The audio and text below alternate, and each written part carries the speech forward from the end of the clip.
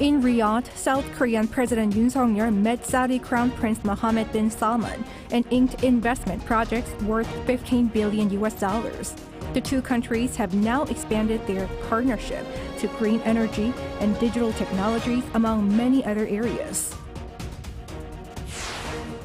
Israel and Hamas continue to engage in clashes amid a looming ground offensive into Gaza. International efforts are underway to free hostages in Gaza and prevent a wider regional conflict.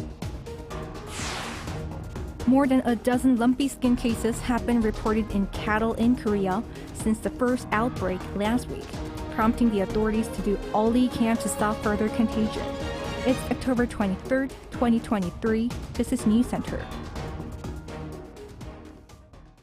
Good evening. Thank you for joining us. I'm Jeon Min-jae. We start in Saudi Arabia, where President Yoon Suk-yeol held summit talks with Saudi Crown Prince Mohammed bin Salman. They agreed to ramp up their cooperation so that it's not just limited to oil-based ties, but it can encompass future-oriented ties with some $15 billion worth of deals signed. Our correspondent Woo Soo-young reports from Riyadh.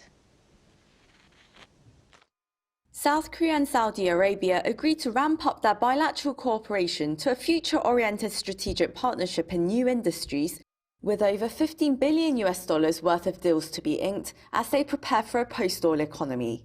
President Yoon Suk-yeol and Saudi Crown Prince Mohammed bin Salman held a summit in Riyadh Sunday, as Yoon becomes the first South Korean leader to make a state visit to Saudi Arabia. Their talks also fall upon the 50th anniversary of South Korean firms entering the kingdom's construction sector. Until now, the bilateral relationship focused largely on one commodity, oil, and construction projects in Saudi Arabia dating back to the 1970s. But now, with the Saudi Vision 2030 looking to diversify away from oil and spark economic and social innovation, the two countries are expanding their cooperation into new promising areas. As investments in nuclear power plants, green energy, digital technologies, and AI expand globally, our partnership with the Middle East region is moving to a stage that encompasses future industries such as hydrogen, IT, automobiles, and renewable energy. Yoon said the two countries make optimal partners in growing their post-oil economies, reiterating the need for greater collaboration. He also asked bin Salman to play a leading role in stabilizing global oil prices amid market volatility. The Crown Prince welcomed the president's state visit and pledged to communicate more frequently with Yoon, saying Korea is a key partner in his Vision 2030.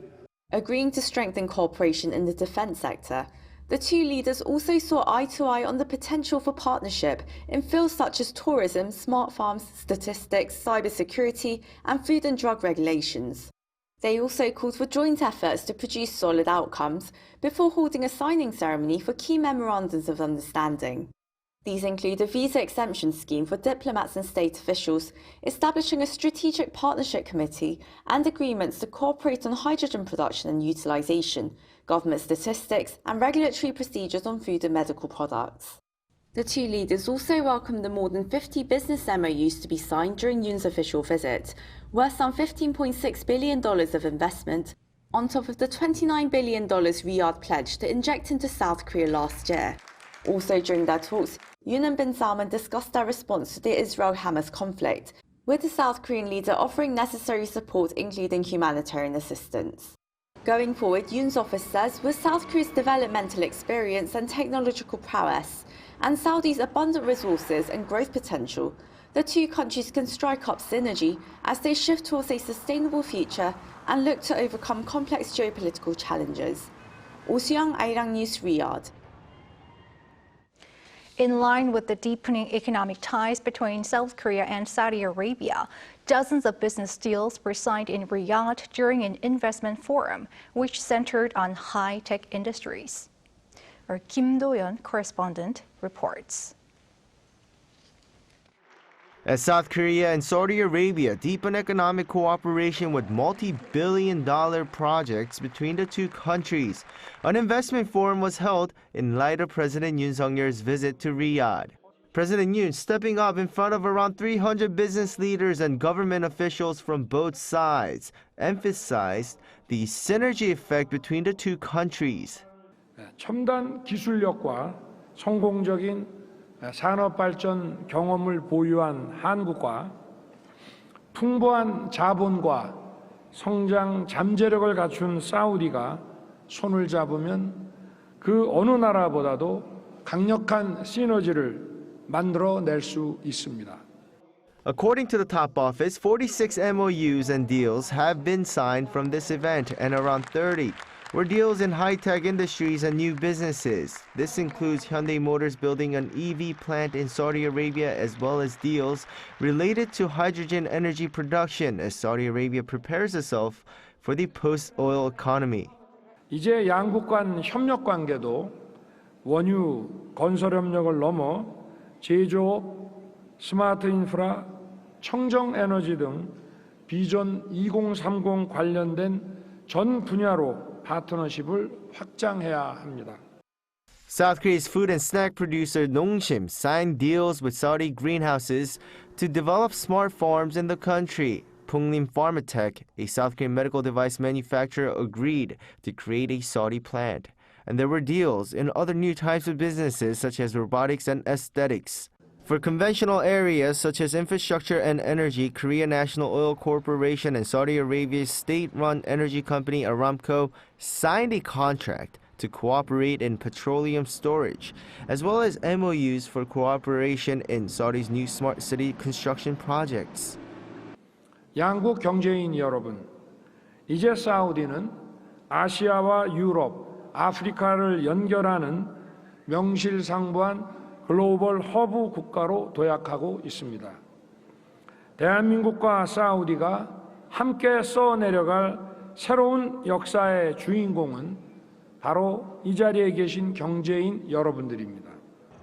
In terms of Saudi's creation of new cities, President Yoon and the First Lady Kim Gun-hee visited the historical Saudi Arabian town of Darya near Riyadh soon after landing on Saturday. There, President Yoon was asked by Saudi officials to help South Korea participate in a $20 billion project to develop this region. Kim Do-yeon, Arirang News. President Yoon, becoming the first world leader to speak at Saudi Arabia's King Saud University, has highlighted the role to be played by the young people of Korea and Saudi Arabia as the first movers for peace and prosperity across the world. The South Korean president on Monday addressed around 2,000 university students. Yoon said exchanges between Korea and Saudi Arabia date back more than 1,000 years, and their special relationship since the 1970s helped set the stage for South Korea's rapid economic development. He encouraged the students to become first movers who pioneer and lead new industries, and put special emphasis on the growing role of women in Saudi society. He pledged to develop study abroad programs for Saudis in cutting-edge fields such as bio, medical, and renewable energy, and strengthening female leadership.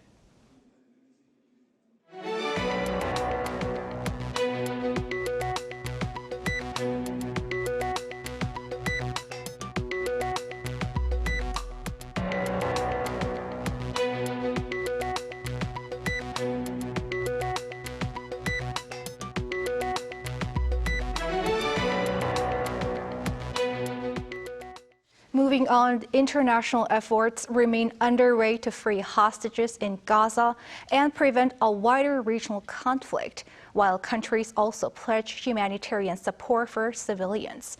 But Israel continues to intensify its airstrikes on Gaza ahead of what its spokesperson described as the next stage of the war.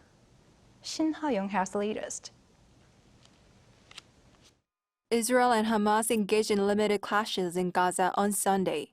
An Israeli soldier was killed by an anti-tank missile during a raid into the city aimed at clearing the area and gathering intelligence about hostages held by Hamas. During one of the raids, an Israeli Defense Forces soldier was killed, and 3 soldiers were wounded. Their families have been notified. This came after the Israeli military announced that it would strengthen its airstrikes on Gaza ahead of what its spokesperson described as the next stage of the war. Israel ramped up its bombing of targets on 3 fronts, including airstrikes on the West Bank. Meanwhile, a day after 20 trucks carried medical aid, food, and water into Gaza on Saturday, another 17 trucks moved through the Rafah crossing with more humanitarian aid. For the second straight day, aid was allowed into the Palestinian enclave during a short window as Israel continued preparations for a ground offensive. Amid growing fears that the fighting between Israel and Hamas could escalate into a wider geopolitical conflict, CNN reports that the Biden administration has pressed Israel to delay its ground invasion of Gaza for the release of more hostages held by Hamas and to allow more humanitarian aid to reach the area. U.S. President Joe Biden, in a virtual meeting with Israeli Prime Minister Benjamin Netanyahu on Sunday, welcomed the entry of the first aid convoys into the Gaza Strip. The White House said both leaders affirmed their commitment to the ongoing humanitarian aid for Gaza and celebrated the release of 2 American hostages by Hamas. It also called for the immediate release of all remaining hostages. President Biden also held a virtual meeting with leaders from Canada, France, Germany, Italy, and the United Kingdom to discuss the Israel-Hamas conflict, which has the potential to escalate to other parts of the Middle East, with clashes already happening on the Israel-Lebanon border. The White House stated that President Biden discussed his recent visit to Israel and efforts to ensure food, medicine, and other humanitarian support for residents of Gaza. Western leaders pledged to work together closely for lasting peace in the Middle East and to provide support to their citizens in the region, particularly those who wish to leave Gaza. Sin-gun, Arirang News. Here in Korea, more than a dozen lumpy skin cases have been reported in cattle since the first outbreak last week. The authorities have freed up more funds to fight contagion. Yoon has details. South Korea's first ever case of lumpy skin disease was discovered last week when 4 cows were found to have had symptoms at a farm in Seosan, Chungcheongnam-do province. Since then, the number of cases has risen to 14 as of Monday morning, with reports of more suspected cases across the country. In response, the Ministry of the Interior and Safety announced on Sunday that special subsidies worth over 10 billion Korean won, or almost $7.5 million US, will be provided to halt the spread of the disease. Subsidies will be allocated to support disease prevention activities by local governments, including the operation of base disinfection facilities. The government has raised the crisis alert level to serious, the highest level in its 4-tier system. And starting Monday, the Ministry of the Interior and Safety is conducting joint inspections with the Ministry of Agriculture, Food, and Rural Affairs in 5 West Coast regions. Cattle farms in Gyeonggi-do, Chungcheongnam-do, Jeollabuk-do, Jeollanam-do provinces, and Incheon will be inspected as part of a disease prevention process. Lumpy skin disease is a viral disease in cattle transmitted by blood-feeding insects, with symptoms including blisters and lower milk production.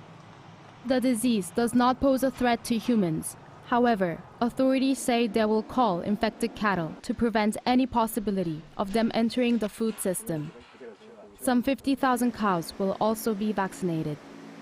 After its discovery in Zambia in 1929, lumpy skin disease was considered an endemic disease in Africa for several decades. However, after 2010, it began to spread to European and Asian countries.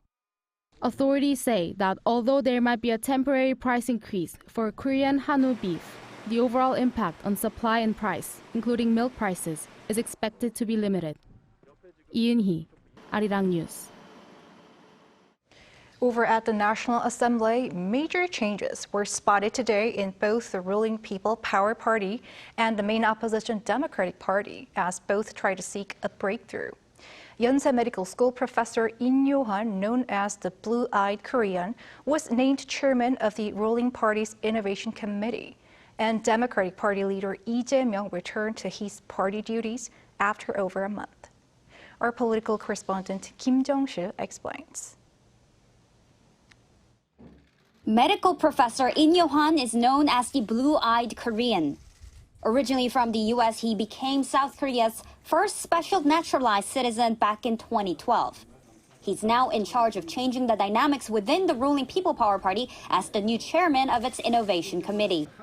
Basically, Ihn will now strive to regain voters' trust after the PPP's crushing defeat in a by-election in Seoul's western Gangseogu district. Chairman Ihn told reporters on Monday that he's, quote, pushing for unity in the sense of not hating those with different opinions. He said that many people in the party need to listen, adding there will be no change without sacrifice. People Power Party leader Kim Ki-hyun explained what the Innovation Committee will do. The Innovation Committee that will be centralized around Chairman Ihn Yo-han will have full autonomy and independence over its composition, scope of work, and agenda, among other things.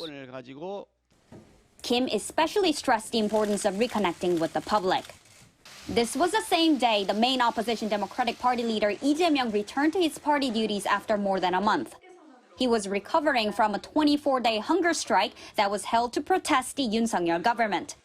His first message after returning was focused on the people's livelihoods and unity within his party. We need to unite and work together to bring enough innovation that will meet the people's expectations. I no longer want the consent to arrest incident to slow us down. The DP leader also gave a rare compliment to the government, saying the DP was in full support of President Yoon's recent decision to increase the number of medical students. This is a bit to tackle the lack of doctors in key fields and the increasing demand for medical services in a rapidly aging society. Kim Jung-sil, Arirang News. Defense companies at the Seoul International Aerospace and Defense Exhibition, or Seoul ADEX 2023, have signed business contracts worth more than $6 billion. The organizers of the country's leading arms exhibition revealed Monday that this is a sharp increase from the contract signed in 2021. They attributed the increase to rising global awareness and trust in Korean defense products. This year's event, which wrapped up Sunday, was the largest ever to be held with the record participation of 550 entities from 35 countries. Overseas military officials reportedly showed great interest in South Korea's locally developed supersonic fighter jet, the KF-21, as well as the K-2 tank and multiple launch rocket system, Chunmoo.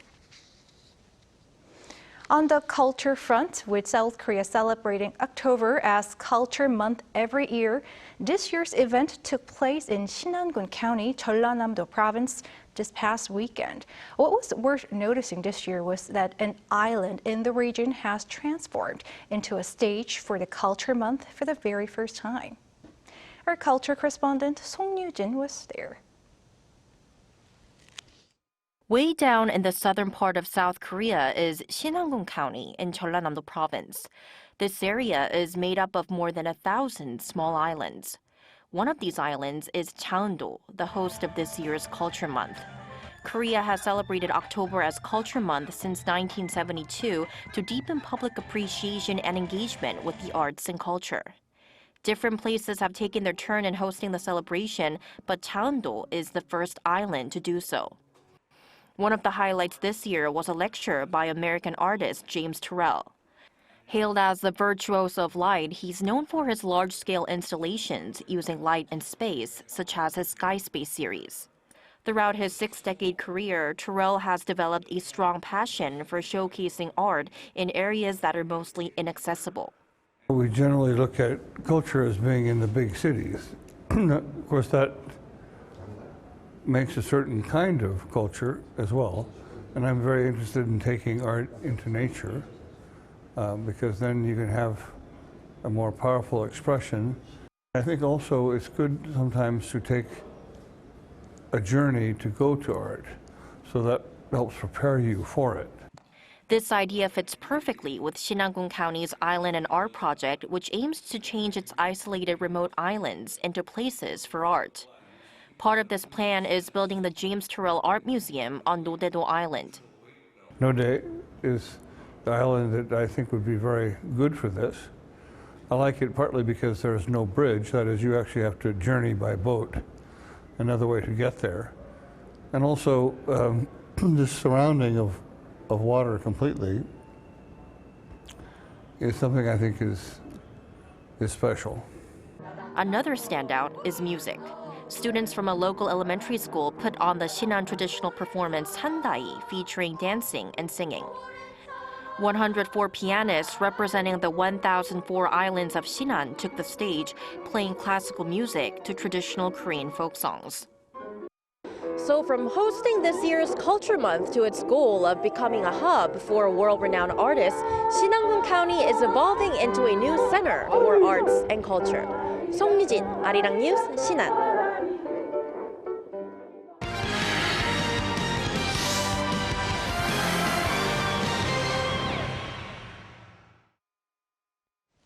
Time now to take a look at what's been happening in the world of sports. Joining us in the studio is our sports editor, Paul Need. Hey, Paul. Hello there.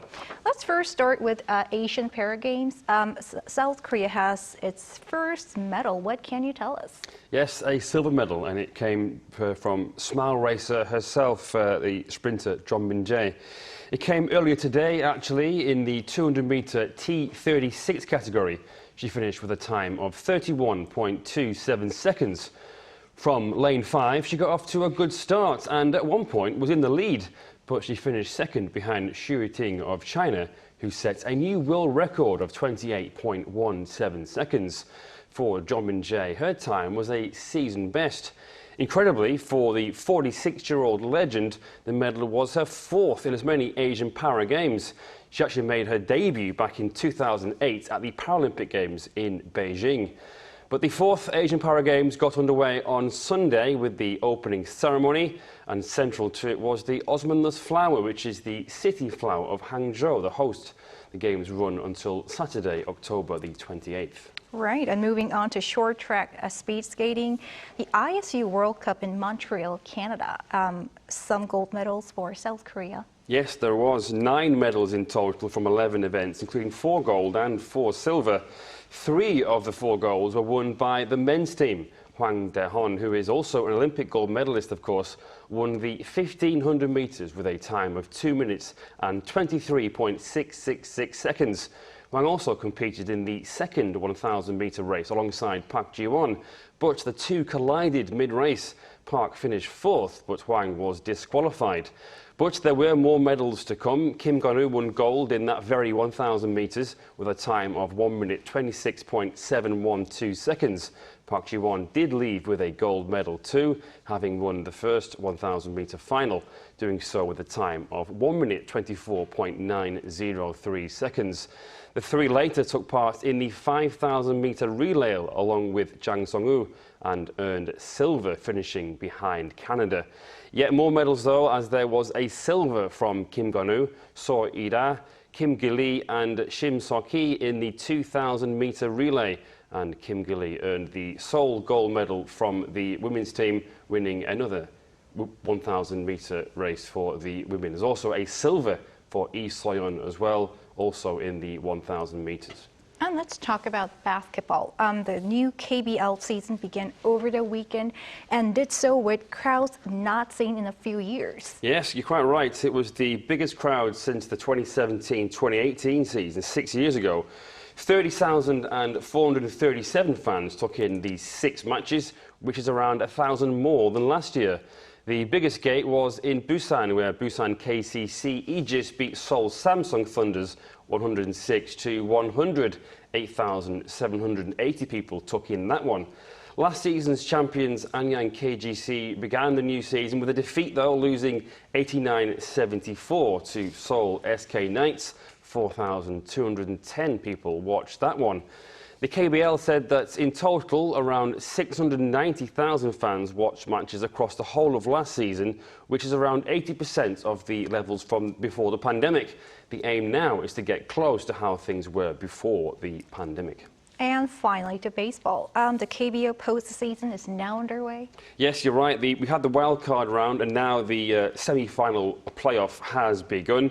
NC Dinos, who beat the Doosan Bears in the wildcard round, began with the semi-playoff with a win. They beat the SSG Landers 4-3 in Sunday's first match.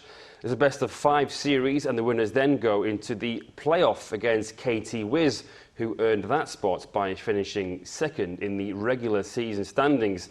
Then the winners of that series then go through to the Korean series, which will be against the LG Twins, who finish first.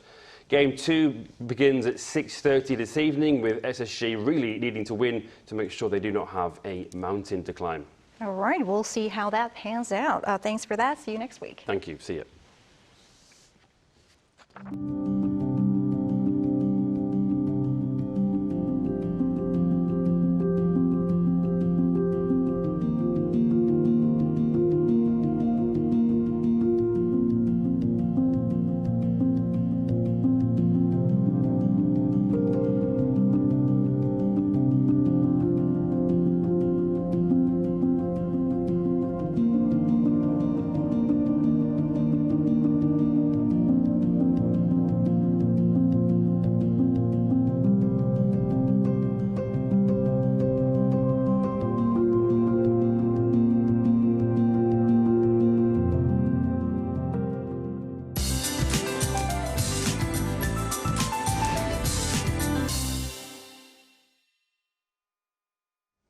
Typical autumn weather conditions are in store for the next few days. From now on, temperatures will hover around the seasonal average, with morning temperatures of 12 degrees Celsius in Seoul tomorrow. But central regions will be under the influence of a low-pressure system, which will cause some showers briefly for the daytime. But even with the rain, overall conditions will stay quite warm. As for the overall amount of rainfall, the Seoul metropolitan area will see 5 to 10 millimeters. Gangwon-do, Chungcheong-do provinces will see around 5. Due to unstable atmospheric conditions, thunder and lightning may follow at times. For parts of the East Coast, conditions are especially dry with dry weather advisories in place. Cold, gusty winds are in the forecast as well, with winds gusting as fast as 20 meters per second. The combination of dry air and strong winds will increase the risk of wildfires, so please take extra precautions. Partly cloudy to overcast skies are expected for the morning hours. Seoul will be starting off at 12 degrees Celsius. Daytime highs in Seoul will get up to 19 degrees, Gwangju 22, Gyeongju will be topping out at 23 degrees. Until Wednesday, parts of central regions will see brief showers.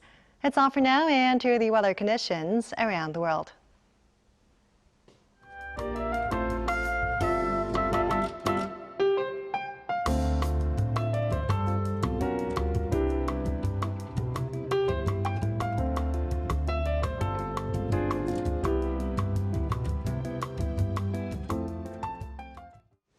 That is News Center for tonight. Thank you for watching. A panel session coming up.